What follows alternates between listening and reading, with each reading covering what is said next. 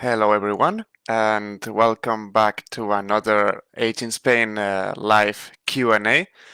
My name is Mark, and I will be for you for around an hour, where we will deal with residency topics, access to healthcare, the latest news regarding our whether or not we can travel to the UK and come back safely, as well as I will share with you some extra news that we received recently from our work here in Catalonia, Balearic Islands, and the other regions we cover.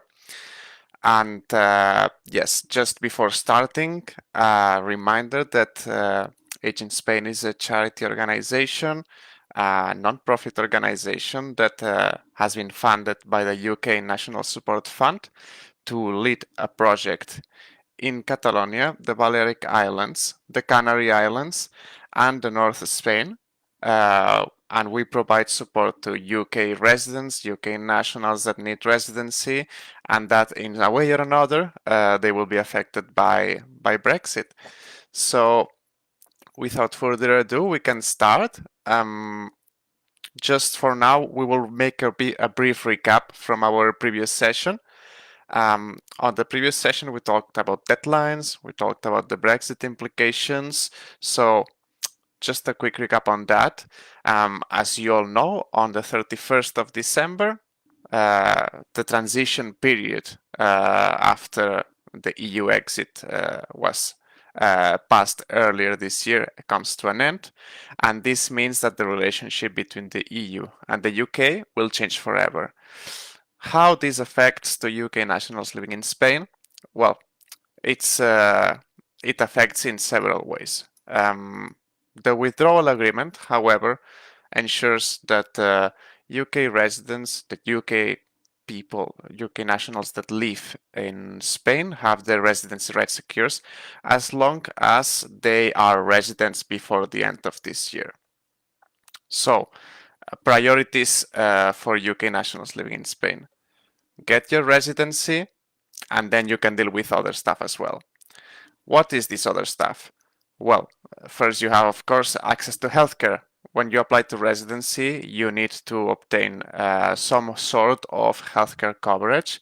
However, once you already applied and you can more calmly look at what suits you best, you will find several options. Maybe you applied with a private insurance, but that doesn't benefit you anymore. So what can you do? You can or subscribe to the public healthcare system, via a convenio especial, so paying a monthly subscription. You can also subscribe to the social security system if you actually do some work in Spain, if you are employed in Spain. If you're a pensioner, you can get an S1 and get your coverage this way transferred from the UK. So there are several ways. So that's something also to look at. What else might be on the interest of a UK resident to look at? Something like exchanging the driving license. At this point, probably almost everyone knows, and if someone doesn't know, here I am telling it now. By the beginning of next year, if you want to exchange your UK driving license to a Spanish one, you will have to take a test. Why would you ever want to exchange your license in the first place?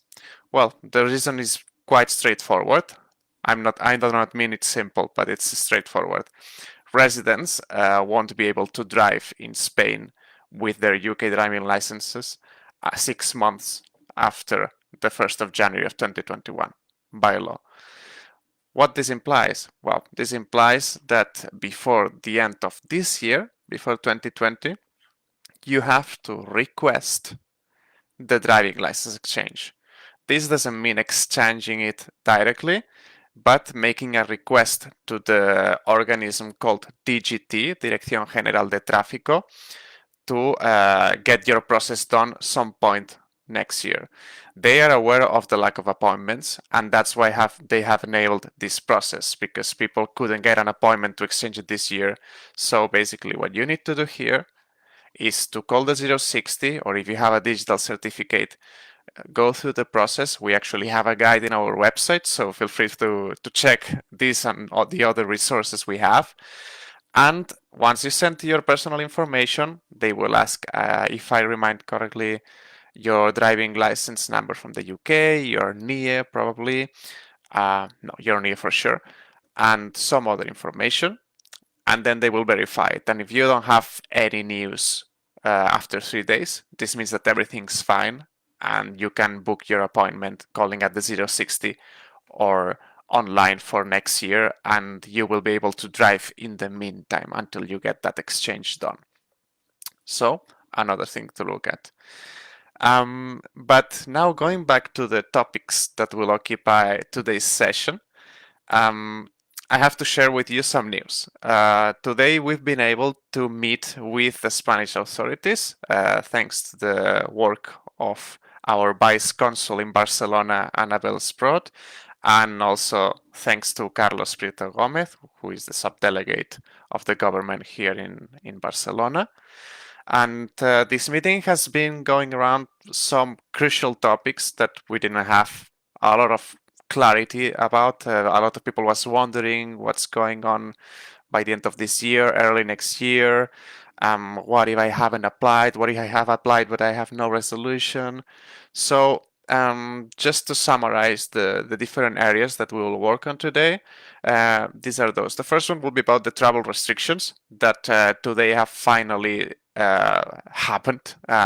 It was probably a matter of time as other EU states were also restricting the travel towards the UK due to these new COVID restrictions.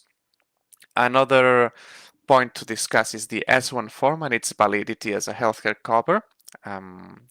Later we will explain why we're coming back to this, because there has been some issues in certain extranjería offices that, thank God, they are already solved. So there are good news regarding this topic. So do not worry if you have an S1 or you plan to apply with an S1.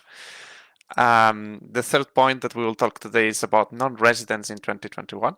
So what happens if a person that hasn't started the residency process decides to do so on 2021 onwards? And finally, well, the topic surrounding exchanging the green certificate, which I believe there is not a lot of confusion. If you have the green card, you can, if you decide, you can exchange it for the new biometric plastic card, the TIE. And this new TIE will not only recognize that you are under the withdrawal agreement coverage, but will serve as an ID. It will last much longer, and it will just generally update your current status. If you're a temporary resident with 5 years on your back in Spain, you will get a permanent residency. Of course, you need to apply for it, but it's something that we really recommend. It's a very straightforward process, really, and you don't lose much to it. There is no hurry because you're already a resident, so if you decide to do so on 2021, that's completely fine. But we recommend getting started because at some point we really don't know how the authorities will react, but they might make it compulsory. So why not exchange it already, and instead of having a paper that says that you're an EU citizen, just get a card that says that you're a UK national covered by the withdrawal agreement, right? I see that we have our first question. Hi, Veronica. Thanks for coming. The question is, hi, Mark. Good question. Has there ever been a white residency paper? I cannot read the paper as it is faded. I can read the NIE. Okay. No. There has never been, at least in the recent history, a white residency document. There has been a small green card document. There has been an A4 sized green document, and before that, I believe in the 90s, there was a document that in terms of format was similar to a passport. The front page was this dark red that now the EU passport have. And yeah, but it's a very old document that it's anyway not valid. I believe I know the document you're talking about. That's the temporary NIE. It's basically, as we discussed in the previous meeting, but we'll go back to this. The NIE is not a residency document. The NIE is not even a document by itself. It's a number. It's a número de identidad de extranjero, foreigner's identity number. And this number is attached to a number of other documents like your TIE or like your green card and probably others as well. That document that you mentioned is most likely the temporary NIE that you apply when you just come to Spain and you want to open let's say a bank account and they ask you for a NIE or you need to sign a contract. Then before becoming a resident, you can apply for a NIE to be assigned to you. And this NIE is a temporary one, and after 3 months it expires. Although if later you decide to become a resident, then this number will appear again at your residency card. So in this case, I hope I got to the right answer there, Veronica. But well, if you have more questions, just go ahead.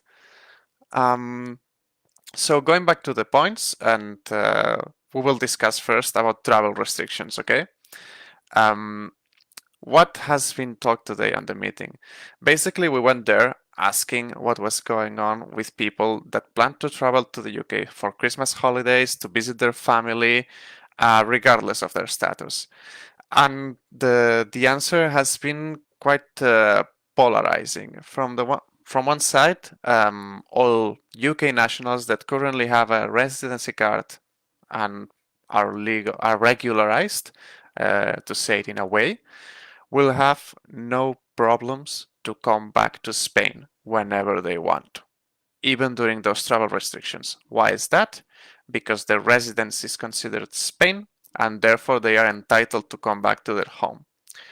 What you need to do on top of having your residency card with you, you need to show a negative PCR.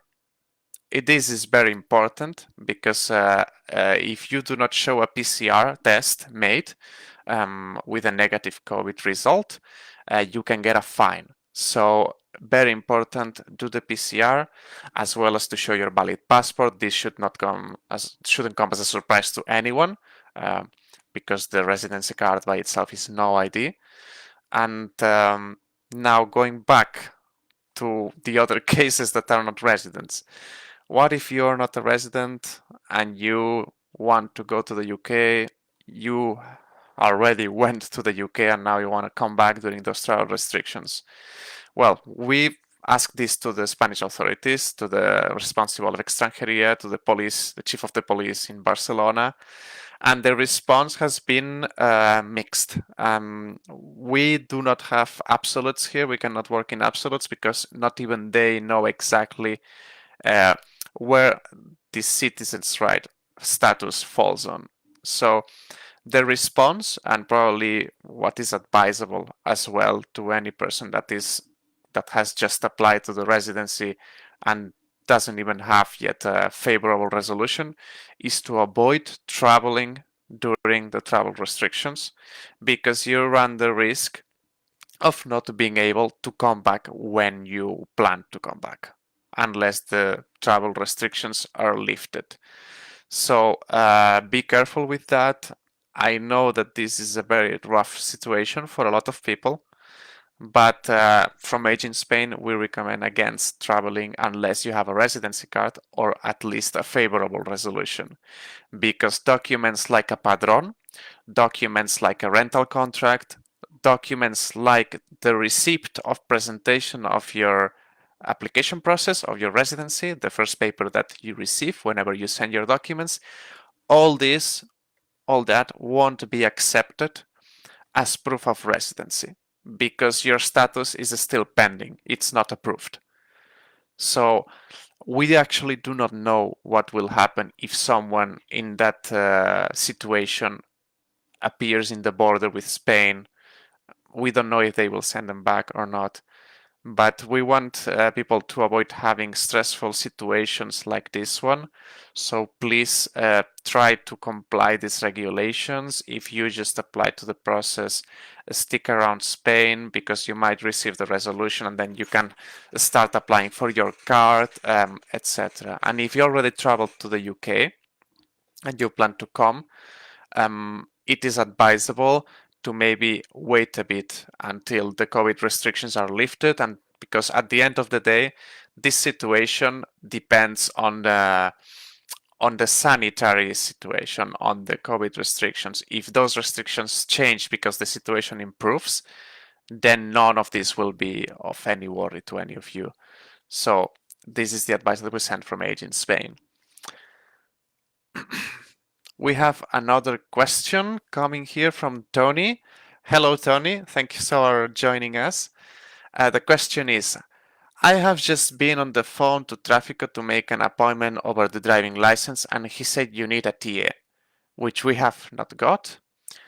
Okay, so regarding the driving license exchange, you need at least to be a resident, and that implies having your residency resolution approved, because that's when a NIE of a resident is issued, and it's when you can then do the exchange. If you're not yet a resident, then you will have to sort that out first and then apply for the driving license exchange. I want to stress here that you do not need the physical card. You just need a residency card with the resident NIE written on it, or a favorable resolution in case you haven't got yet the opportunity to go to the police, take your fingerprints, but you actually have the paper with the resolution. So I hope, Tony, I am answering your question, and that you can do that before applying to the exchange. Okay, here we have another question from Jane Priestley. Hi, Jane. Can someone exchange their UK driving license next year if they don't get their residency until after 1st January 2021? Well, that's a tricky question because, as I mentioned before, it is necessary to at least have a resident NIE in order to send the required data for the DGT to verified, for the Tráfico to verified. Without that NIE, without that number, that resident number, they will reject your process. You know how they are. If something's not showing, they tell, sorry, we can't do anything. So sadly, for now, there is not a regulation, and it doesn't seem that there will be an extension on that. The deadline to send the request for the exchange is the 30th of December, not the 31st. So for anyone that is waiting till the last minute, keep in mind that it's not the last day of the year. You need to do it maximum on the 30th. Send your information on the 30th. So, and of course, if we get any news that this period is extended, which by today's meeting, it seems that a lot of things will be stretched a bit because the situation in Extranjería has been quite dramatic, honestly. So many applications happening at the same time. So we will, of course, let you know through our Facebook post, through our website, and our newsletter as well. By the way, remember to subscribe to our newsletter. We just sent out our December one. So if you're not yet subscribed, go to our website and subscribe to it. You will receive the January one on. Usually we issue it on the 20th of December. Of every month. So another opportunity to stay informed and about the future projects of Age in Spain as well. Okay, another question by Helen. Hello, Helen. Hi, Mark. My husband and I are UK nationals. We're resident here with the green card. His dad was Irish, so when Brexit started, my husband got his Irish passport. If he wants to register as an EU citizen using his Irish passport rather than his UK passport, are there any advantages to us? Will he still be able to be covered by the withdrawal agreement? So would that affect his right to healthcare paid for via his husband as a state pensioner?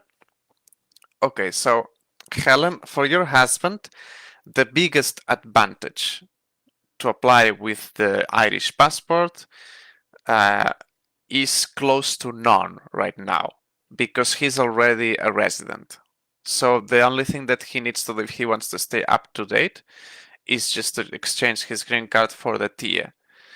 What would be the advantages of changing all these? and applying as an EU national. First of all, he would have to start the process from the beginning, and then he would obtain the green card that he already has. Let's remind that this green card is a paper one, it's not biometric, it doesn't function as an ID. So in some way, if he's already a resident, it is kind of better to obtain the plastic biometric card. Another reason why there is not much change on his status is because when traveling abroad, let's say to other EU countries, your residency card is now valid. It's a national document and it only works in Spain, so he can actually use his EU passport to travel to France, let's say, or to travel to Italy. He doesn't need to use the British one or the residency document that he has in Spain. An advantage, however, that he could have is that if he decides to become an EU national in the eyes of Spain, you would then be able to apply as a family member of an EU national that is living in Spain, and you would obtain an EU family card instead of the new tier that UK nationals are getting now. This EU family card would allow you to move around Europe also more freely. So that's something, an advantage that would have not directly for him, but for you. Okay, moving to the next point of discussion. Lately, we received a couple of inquiries regarding the S1 form being rejected in residency applications in the Office of Extranjería, concretely in Barcelona. But if someone knows about the story from any other province, please let me know. What is the S1 form? I will explain quite very briefly. The S1 form is a paper, a form, as it says the name, that allows you to transfer your UK-funded state healthcare to Spain. So basically, if you're a UK national receiving a UK state pension, you can request this S1 form to the NHS Overseas Healthcare Services. They will send it to you, and then you can take this form, and when you're applying for residency, you can deliver this form and a copy of it as a proof of healthcare coverage. So you don't need to get a private insurance, you don't need to subscribe to a paid program, because the UK government will pay for your healthcare in Spain. It will get transferred to Spain.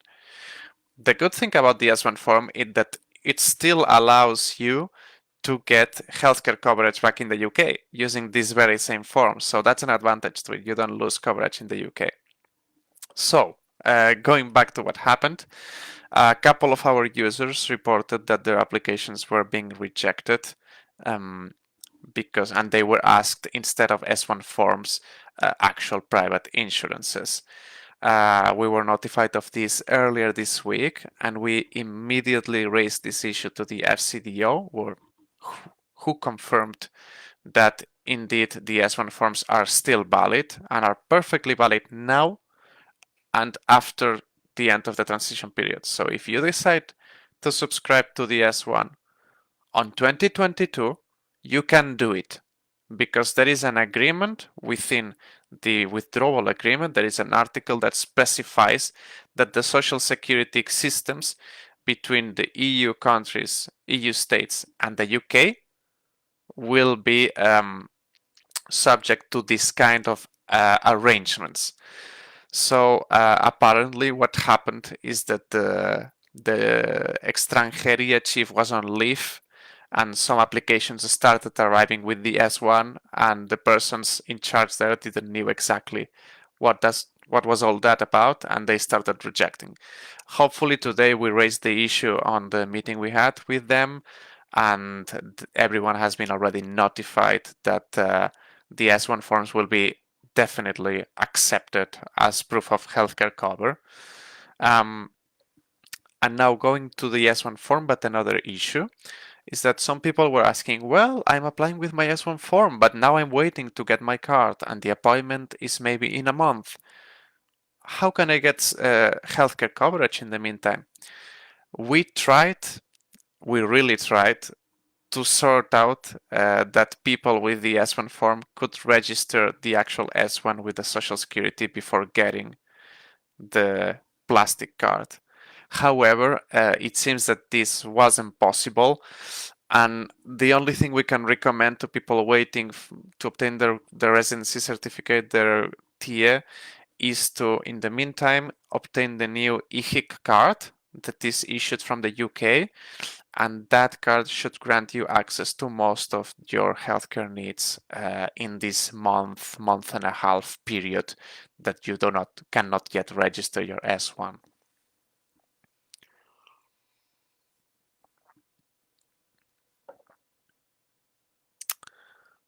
We have here another comment from Joyce Friedman. Help! I have been waiting for almost 3 weeks. If you can explain a bit better your situation, Joyce, I will be glad to answer you. If you can write a bit longer a message where I can understand better your situation, I would appreciate that very much. In the meantime, we jump to another question. Lee Needham. Hi, Lee. How are you? Hi, Mark. I have been in Spain for 2 years. I own a property here in Ibiza. I have a green NIE, private medical, and a Spanish driving license. And I am registered at the Ayuntament as resident here. Does this cover me as resident? Well, Lee, it seems that you are in the perfect condition. You are covered. Your residency rights are secured. You have a Spanish driving license, so you're able to drive around as much as you want. You're good to go. The only thing that I would recommend, as I said, maybe you tuned in later in the live session, is if you can and you have the mood to do it, I would definitely recommend getting the new tier. Because the current green card that you have, apart from being a paper card and it doesn't function as an ID, it states that you're an EU national. And the thing is, you know how the Spanish bureaucracy works and the Spanish administration. We never know if next week they will make this exchange mandatory and then everyone will go to change it. So since it's a very straightforward process and you don't need to prove anything, you just need to provide a form, your old card, and the fee that I believe it's 12 euros. I would definitely recommend exchanging that green card for the TS so you're covered and you're fine, and then you can forget about it once for all. That would be my advice. But of course, anyway, you're currently fine. You have nothing to worry. You can go on to 2021 without any worries. But that's our recommendation. Okay. Now we will tackle a delicate topic. So if you have any questions, feel free to leave them on the comments. I will take a look at them from time to time, as we've been doing so far. The topic that I'm talking now is surrounding non-residents on 2021 and onwards. So what happens if a person hasn't even presented the documents this year? New year happens, we are on 2021, and then they decide to present. Well, today we were talking with the authorities, and even they don't really know what will happen with these people. Their direct answer was the following. Every person has the freedom to do as they please with their current situation. Which was a bit cynical from their part, because I exposed to them that there are cases of people that is in really vulnerable situations, lack of technology, so they don't have access to the information channels that we commonly use to communicate all this news. Ideology, for many different reasons, people could end up in this very same status. So the reason really doesn't matter. It doesn't mean that they didn't want to apply before and now they want. Like, it could be one of the reasons I mentioned before. So Currently, there is no plan. We just know that, for example, people with a property will be able to apply for a partial residency with a visado de residencia no lucrativa. So, for example, if a person that lives most of the year in the UK and they have a second residence in Spain, they will be able to go to the embassy in the UK and apply for this visado de residencia no lucrativa. However, for people in more vulnerable positions, we do not have yet an alternative. They hinted that the period could be extended for applicants that have started the process in 2020, so this is already confirmed. But the situation of non-residents in 2021 is subject to a new agreement between Spain and the UK. So sadly, we cannot give now a lot of clarity on this matter. We want to let you know that we're working on it and we're asking the right people and the right questions, and we will let you know as soon as we can and we have information. Okay. It seems that Joyce sent her question. So hello, Joyce. The question is, sorry, my S1 was requested almost 3 weeks ago and still stuck in UK postal system due COVID and my paperwork person saying can't submit for TA until it arrives.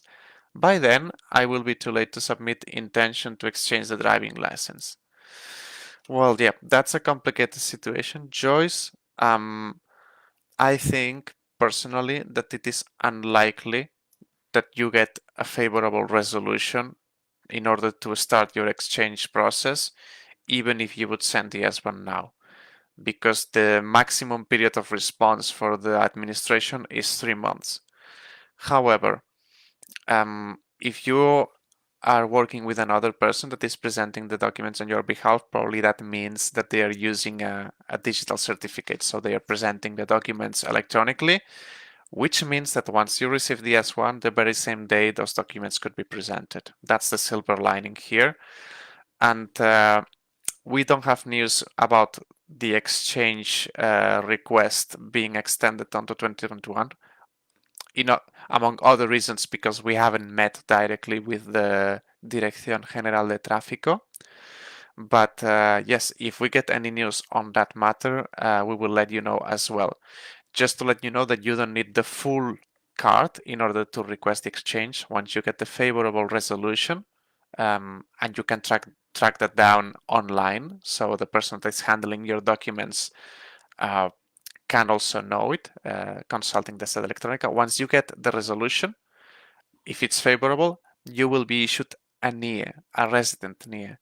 With that NIE, you can already request the driving license exchange. You don't need to wait for the physical card and go to the fingerprints and all that.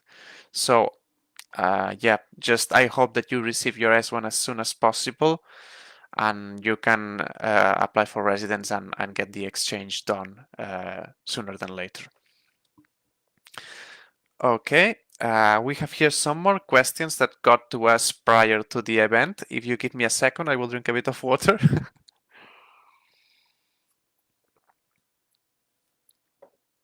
Oh, Tony, I have another question from you. The question is, do you need to register this year to be a resident next year? Well, the answer is yes. But if you start the process of residency this year, you're good as well. Because today the Extranjería office, the immigration office, recognized that applications that start this year but do not have the resolution until next year are applications that are unresolved due to the lack of capacity of the immigration office, and therefore they recognize that the residency would be conceived this year. So if you start the process this year, you really have nothing else to worry about. Just make sure that you send all the right documents at once, because otherwise then they will require you to send the ones missing. You will have only 10 days and the process doesn't work really well online, and by mail it could take some days. So Another question from you, Tony. I have an email from Agent Spain saying as long as we were living in Spain at the end of 2020, we would get the same rights as 2020. I believe that's not what we sent. I believe we are always telling our users that it is very important to become a resident, or at least start the process of residency. Once you get that started, your residency rights will transfer to 2021 onwards because you will fall under the withdrawal agreement. Another question that we received: is a tenancy agreement proof for the travel restrictions? Well, I'm sad to say that as far as what the authorities communicated to us today, no. The only residency document that will be admitted during the travel restrictions coming back to Spain will be the residency document. We could stretch it to the favorable resolution if you have an autorización de regreso, something that we published, I believe yesterday, a guide on how to get that. But if you're not yet a resident, if you don't have a favorable resolution and you only have your padrón, the padrón is not a legal document that proves residency. It's not that it doesn't prove that you don't live in Spain. It's just that it won't be accepted because they do not consider that legally binding, a legal proof of residency. Another question. Hello. Is it possible to clarify, please, whether a UK national who has submitted an application for residency but has not yet been approved may return to Spain from the UK? Well, it's on the same line as before. Probably not. Probably you will face some limitations of movement if your application is not yet resolved, at least. So I would recommend to wait a bit for the comeback if you're already there, and I would advise against traveling to the UK if you're still in Spain, at least until you get the favorable resolution and you can then get your autorización de regreso done with the police. Another question on the travel restrictions: are COVID PCR tests still required? Absolutely yes. Without the PCR, you will most likely face a fine. Okay, so absolutely, before coming back to Spain, do a PCR. And I tell this because it's not only the potential fine that you can get, is that imagine you buy the tickets, you're ready to go, and then in the airport you don't have the PCR, and the flight company doesn't let you even join the plane. So the problem that you may face here is not even with the Spanish administration, it's with the very own airport. So make sure to do your PCR, to respect your quarantine requirements. If you go back to the UK, please do everything by the book, because that's the way the Spanish bureaucracy works, and lately how everything works really. Do not skip any step, even if you think that it's quite minimal. I definitely advise take PCRs on time, because you know that the PCR tests have limited validity. I believe it depends on the country, but it could be 3 days, 5 days a week. It depends, right? So make sure you know the regulations on that. Take your PCR before coming. Another question we received is how can we get residency certificate if our S1 forms cannot be submitted without the TIE? How can we prove we have health cover? Okay. Your S1 forms serve as a document that proves your healthcare cover in Spain. You don't need to send them everywhere. You just need to receive them from the NHS Overseas Healthcare Services and then present a copy of the S1 form along the other documents that you're presenting. So the sufficient means, your EX20 form, your padrón, the tasa if necessary. No, the tasa is for the second step. Don't forget what I said. But yes, you don't need to register it in order to present it as proof of healthcare access, okay? This will come later. You will need the TIE to actually go to the Instituto Nacional de Seguridad Social and then register it. Then you will need a TA to get the actual healthcare cover. But the immigration office and the civil servants that work in there will accept your unregistered S1 form as proof of healthcare cover. So I hope this answered the question. Another question that we have. If we have an appointment for January 11th but have been here since August 2nd, it will count like if we were this year, or if we will be left out of the deal. In parentheses, getting the paper sorted took us more than usual in Barcelona since appointments were collapsed. Okay, so to answer this question, I believe before I already mentioned what's the deal with this type of applications. You will be fine as long as you requested the appointment with the immigration office in 2020. Okay. Another story would be if you gathered your documents but you applied after January 1st or after December 31st. Then your situation will be a bit more complicated. But it seems that you applied during 2020, even though the appointment is now for 11th January, that doesn't matter at all. You will be covered by the withdrawal agreement, and you are applying as a UK national under the withdrawal agreement. So yes, you are definitely within the deal, and I believe you're good to go. Okay, let's see if we have more questions. Okay, understood. Okay. So now let's jump to another topic, to some miscellaneous things that could be of your interest. The first one would be the changes regarding the Certificado de Viajes for all those of you who live in the islands, Canaries, the Balearic Islands, or even Ceuta and Melilla, if we have a viewer from there.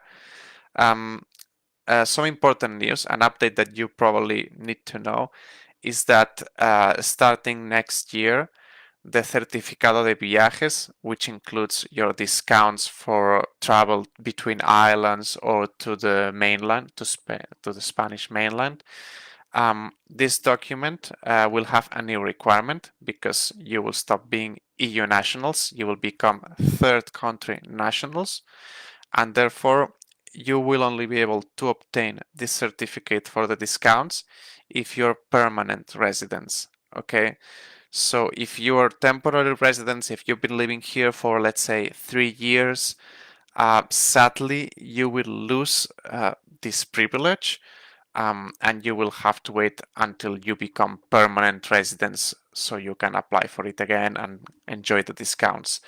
This is quite a problematic measure, we know, but sadly, unless an agreement again is reached, a special agreement covering UK nationals, this will be the situation that you will face until you become permanent residents. I see that we received several inquiries about the spectrum of the empadronamiento.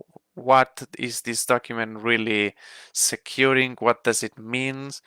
Well, I will explain it very briefly. The empadronamiento is nothing more than a census certificate, okay? So, it's a document that basically is issued for your town hall, so the level of the administration is quite low, and it basically states where you're living. It's a document, an official document that states where you are currently living, your address. If you live on a boat, there is this special padron, or if you don't have a fixed address, you can also get a padron without a fixed address. But it is nothing more than that, and it doesn't specify that you're a resident. It doesn't grant any rights like the residency card or the residency status, because you could perfectly be spending in Spain maybe 3 months per year and be empadroned out of here to sort out some documents that you needed at some point, and that's it. So for all those who are planning to travel abroad, be aware that the padron is sadly not a document that will probably grant you access to Spain back. You need your residency document, and if you haven't obtained that yet, you need a favorable resolution with the autorización. If not, you will probably face travel restrictions due to COVID right now. Okay, so it seems that the questions were answered. If any of you has another comment to do, I'll be glad to answer. And if not, I will now close this session by, well, introducing a couple of things that I mentioned at the beginning, but now I want to mention them again for all of you who are still watching. The first thing is that Age in Spain has a new service which is called Friendline. Friendline is a phone service that is destined to these elder people that is feeling alone, that is losing their friends to age. Friendline is a phone number where you can call. It's a free service that we provide as a charity, so the price is no more than the actual phone fee, the usual phone fee, and you or the person you refer to the service will be able to spend some time talking to one of our volunteers about absolutely anything, really, whatever comes, and just having a nice conversation and to try to work on the loneliness of the elderly that are living in Spain and are losing their contact. So we hope that you recommend to someone if you think they need this service, and we will be promoting it on the next day, so you can find all the information regarding this service at ageinspain.org/friendline, or you can check our Facebook for our promotional posts and the phone number that you actually need to type. So that's one thing. Another thing is to encourage all the viewers to visit our FAQs. We're really working very hard to create a knowledge base that can respond to almost any question. You just need to type the issue on the search bar, or maybe your question is on the most popular articles. Make sure to check our frequent asked questions, because I believe that really a lot of the doubts that you are having could be answered from there. And if not, remember, you can always contact us, give us a call, or send us an email. We also have an inquiry form that you can fill in, and we even have a referral form. If you know of someone that is not very tech savvy but needs help, you can always refer them to us through that form in our website. And with that, I will close the event. Thank you very much for showing up, for sending in your questions, and we will keep you updated on the dates for the next live event. Have a nice afternoon, and goodbye.